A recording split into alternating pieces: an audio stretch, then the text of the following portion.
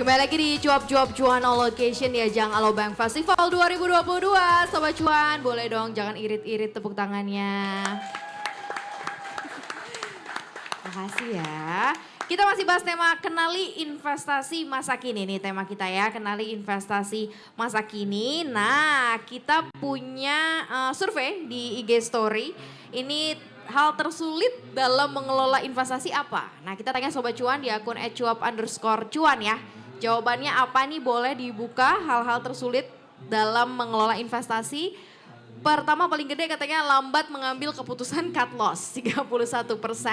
Kemudian 27% ini tadi ya fear of missing out ya, FOMO, ikut-ikutan biasanya. Kemudian yang ketiga atur jangka waktu investasi. Itu ada 25% susah katanya mengatur jangka waktu investasi, katanya mau jangka panjang, untung di tengah-tengah jadi jangka pendek gitu. Jadi berubah dari investor ke trader gitu kan, karena mereka bingung. Nah ini profit taking yang tertunda, ini juga kesalahan ternyata ya kalau misalnya lupa mengambil keuntungan gitu ya. Pak Martin ada komentar gak nih dari Sobat Cuan? Oke. Masih banyak masalah-masalah ini ternyata. Oh ya, ini dilema karakteristik manusia. Intinya gini. Jadi setiap kali kita berinvestasi, most important itu pasti kita harus plan. Kedua, tapi yang paling penting adalah kita harus disiplin sama diri kita sendiri. Apa itu artinya disiplin? Itu tadi cut loss. Cut loss adalah harus bagian dari disiplin kita. Karena kalau kita tidak disiplin, cut loss selesai. Kalau marketnya tiba-tiba dropnya panjang, banyak, pernahkah drop 90% baru naik nanti 5 tahun lagi.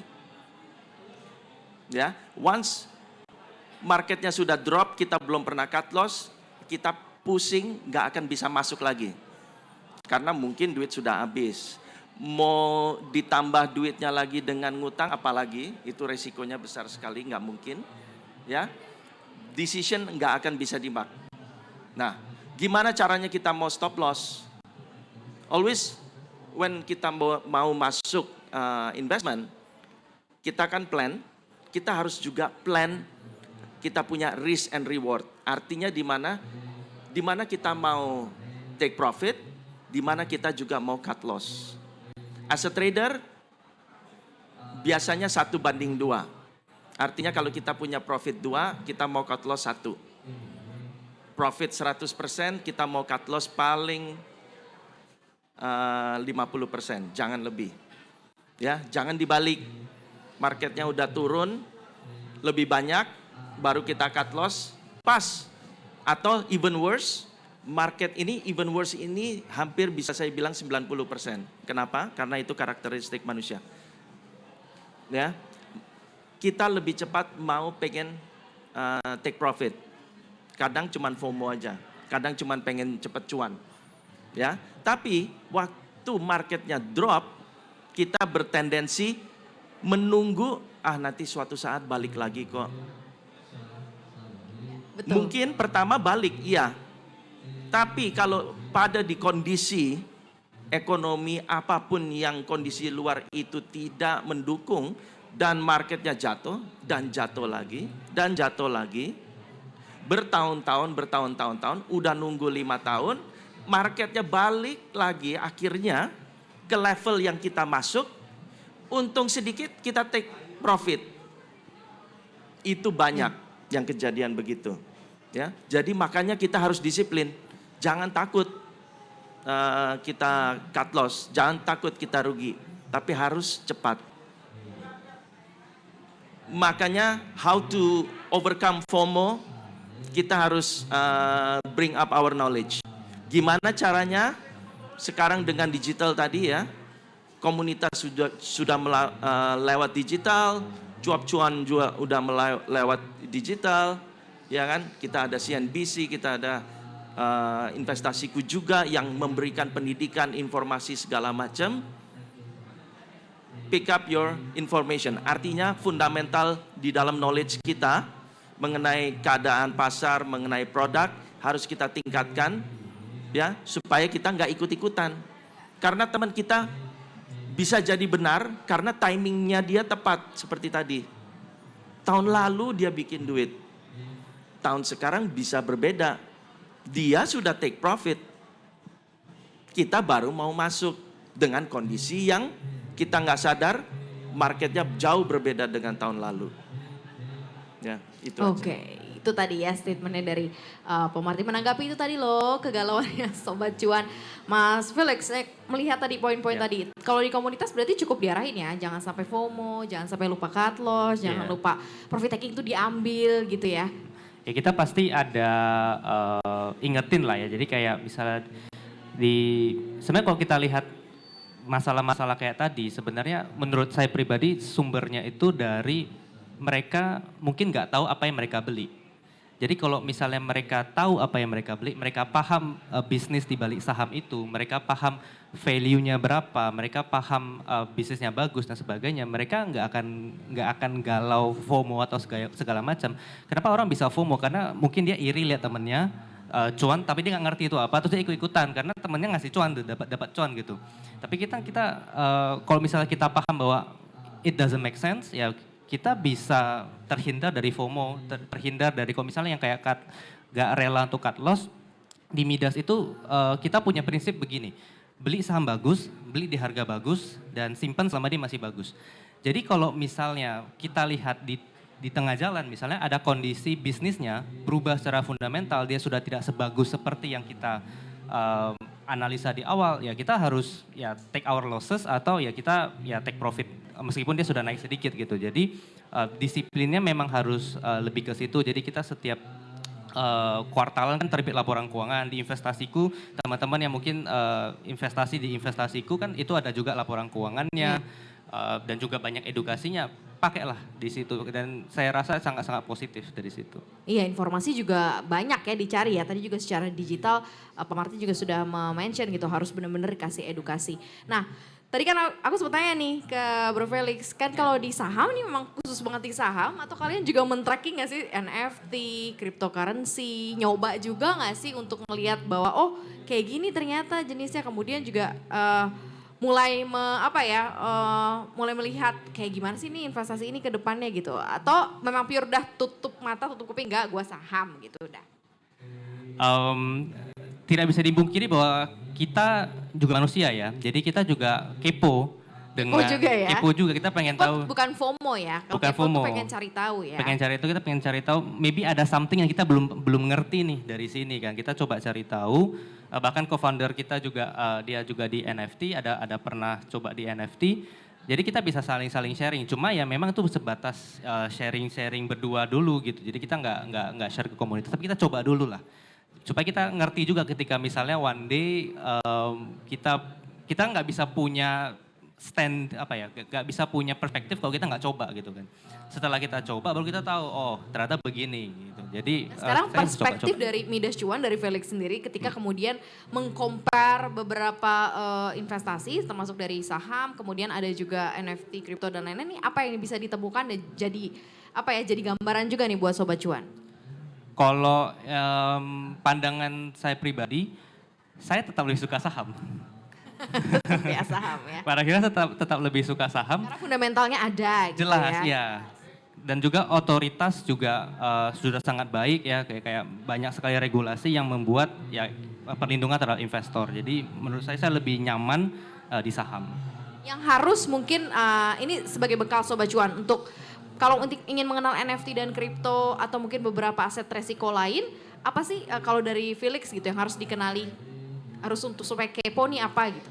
Kalau mau nyoba boleh mungkin jangan gede atau apa? Iya itu pasti. Yang namanya coba-coba berarti kecil gitu. Kalau gede itu bukan coba-coba, itu nekat. Jadi harus kalau memang mau coba-coba ya kecil. Dan coba-cobanya sekarang banyak sekali informasi-informasi kita bisa dapat. Jadi meskipun kita cobanya kecil, kita bisa nonton dari YouTube, kita bisa baca dari artikel, dari white paper segala macam, dari mungkin orang-orang yang mungkin sudah lebih berpengalaman, ya kita bisa belajar dari mereka. Nah pada akhirnya ketika kita putusin kita mau investasi dengan jumlah besar atau tidak, ya itu balik lagi ke masing-masing gitu. Jadi kalau misalnya saya pribadi ya saya tetap paling besar selalu di saham. Oke, ini pendapat pribadi ya. Mungkin masing-masing ada pilihan dalam investasinya ya. Betul. Felix yang jelas ya itu gitu. naluri keponya harus tinggi. Karena kalau kepo kita tinggi kita harus cari tahu gitu ya. Bukan FOMO ikut-ikutan. Nah Mas Robert kalau dilihat gitu ya di pasar secara luas. Kalau biasanya nih saham kan lagi turun, terus biasanya aset lain naik, mungkin pendapatan tetap atau obligasi biasanya performanya bagus nih, mungkin harga emas lebih bagus. Jadi ada aset rotasi dari para sobat cuan nih. Nah kalau sekarang kalau lihat dari kombinasi yang ada kan macam-macam nih investasi, ada saham, kripto, NFT.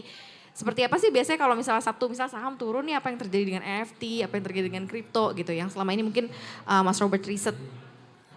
Iya memang di tahun 2022 ini menurut saya pasar keuangan ini secara keseluruhan bisa dibilang kurang bagus ya. Karena kita bicara risiko inflasi biasanya safe haven yang kemudian berkilau diburu investor. Tapi faktanya di tahun 2022 sampai bulan April harga emas, harga perak di pasar spot bahkan yen juga itu drop. Artinya saham kita lihat di Wall Street, Dow Jones, S&P 500, kemudian Nasdaq juga drop. Bahkan Apple sebagai perusahaan tervaluasi tertinggi, paling bernilai aja udah disalip sama Aramco. Karena market cap-nya turun. Kemudian ya pasar keuangan, entah itu saham, kemudian pastinya kalau saham akan berpengaruh juga terhadap reksadana pasar saham. Dan juga aset safe haven bahkan itu juga drop. Tapi di sini yield obligasi juga mulai naik. Artinya memang tingkat risikonya juga tinggi sebenarnya sekarang. Menurut saya kalau misalnya normal ada rotasi sektor, biasanya kalau misalnya saham drop akan ke safe haven. Tapi ini nggak terjadi gitu. Emas drop hampir belasan persen, bahkan perak kemarin nyentuh drop 16% dalam 1 tahun year to date-nya. Artinya di sini mungkin orang mulai melihat dolar. Karena dolar ini naiknya tinggi banget. Dolar indeks tertinggi sejak tahun 2002. Artinya mata uang dolar ini sangat dominan. Rupiah kita juga akhirnya kalah ya sama dolar. Bukan kalah tapi melemah sampai menyentuh kemarin 14.700. Jadi mungkin uangnya ngalir ke sana. Tapi secara keseluruhan yang saya bisa simpulkan adalah pasar keuangan ini lagi struggle banget. Pasar saham drop, aset safe haven yang harusnya menjadi lindung nilai ketika inflasi naik juga drop juga gitu. Mungkin sekarang mulai ada pertanyaan, apakah ini saatnya untuk cash? Iya. Apakah ini kemudian saatnya untuk kita lebih banyak cash? Mungkin dari porsi awal iya, karena pasar mulai pesimis. Ya kan, mulai pasar pesimis. Lebih banyak porsi cash itu nggak masalah, tapi tetap kita investasi, tetap ada investasi, karena investasi ini yang akhirnya kemudian mengalahkan inflasi juga. Tujuannya kan seperti itu, kita investasi selain lifetime nantinya. Tapi tetap ada investasi dengan mungkin lebih moderat atau mungkin lebih konservatif. Kita pilih instrumen investasi yang bisa menjaga aset kita, jangan malah kemudian bikin aset kita malah menguap gitu. Misalnya di saham balik lagi fundamental. Kita lihat sejarah perusahaan-perusahaan yang ketika krisis dia bisa bertahan. Bagaimana bisnisnya, bagaimana manajemen mengelola risiko perusahaan itu sendiri. Kita bisa lihat di sana, jangan serta-merta kita yaitu tadi asal melihat rekomendasi orang. Tapi kita harus kenali juga apa yang kita beli. Oke, kenali apa yang kita beli. Nah, Pak Martin melihat kalau saat ini tuh memang waktu yang tepat nggak sih untuk memulai investasi di tengah tadi kondisi inflasi dan lain-lainnya ini kan kalau tadi punya yang bisa ngebit inflasi kan hanya investasi. Kalau inflasi kita 3% kan diharapkan investasi kita lebih dari 3% begitu ya. Apakah ini momen yang pas banget nih saat ini? Bagi yang belum mulai investasi atau yang mungkin mulai mau mix and match nih. Yang resiko sama yang moderat atau yang sama yang konservatif. Oke. Buat saya investasi itu anytime. Uang kita punya kelebihan di luar kebutuhan kita sehari-hari, kita harus disiplin untuk dimasukkan ke investasi. Bentuknya investasi itu apa? Ini yang sangat penting. Ya. Apakah sekarang saatnya kita juga berinvestasi produk-produk yang mungkin volatilitasnya tinggi? Jawabannya mungkin tadi clear. Ya, Mas Robert. Apakah ini saatnya juga untuk masuk di cash? Cash itu juga termasuk investasi. Ya. Emang bunga di Indonesia itu sudah the lowest ever. Jadi kita masukin bunga di bank-bank umum, semuanya yang konven, itu bunganya udah kecil sekali. Ya. Tapi artinya juga di bawah inflasi kita. Ya, yang 3% itu. Tapi taruh di digital bank masih jauh di atas. Ya kan, masih 6%. So that's investment. Ya. Sekarang tinggal portfolio kita mau kita mainkan berapa banyak, ya.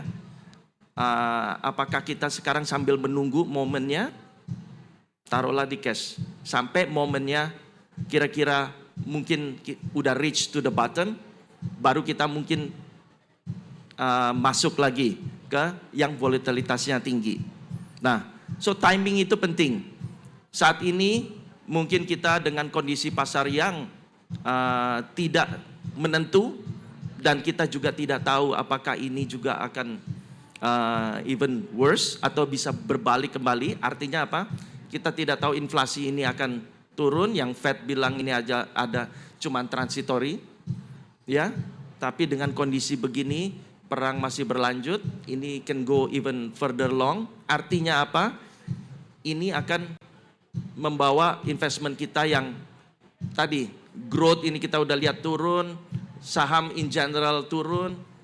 Kita tahu kalau interest rate naik, kita put money di bonds juga kena dampaknya, ya. Terus kita mau taruh di mana lagi? Safe haven buat saya, it's not gold, it's not US, it's cash. So safe haven is a cash. Cash bentuknya apa? Ya tadi, yang paling penting prinsipal kita protected. Ya, kalau mau interestnya juga protected, artinya kita masukin ke deposit. Ya. Ya. Setuju sih ya. Itu gambarannya ya. Jadi kalau mungkin sekarang harus kemana, harus masuk kemana ya, mungkin dikuatin dulu cashnya. Nanti kalau mau beli apa-apa gampang kok kalau duitnya udah ada ya Pak ya. Itu gampang banget. Nah, selain ini Sobat Cuan boleh tanya apa aja ke expert yang ada di depan ya. Silahkan siapkan pertanyaan. Nanti kita akan langsung tanya ke expert. Kita kembali, saya yang satu ini tetap di Cuap Cuan on location di ajang Alobank Festival 2022.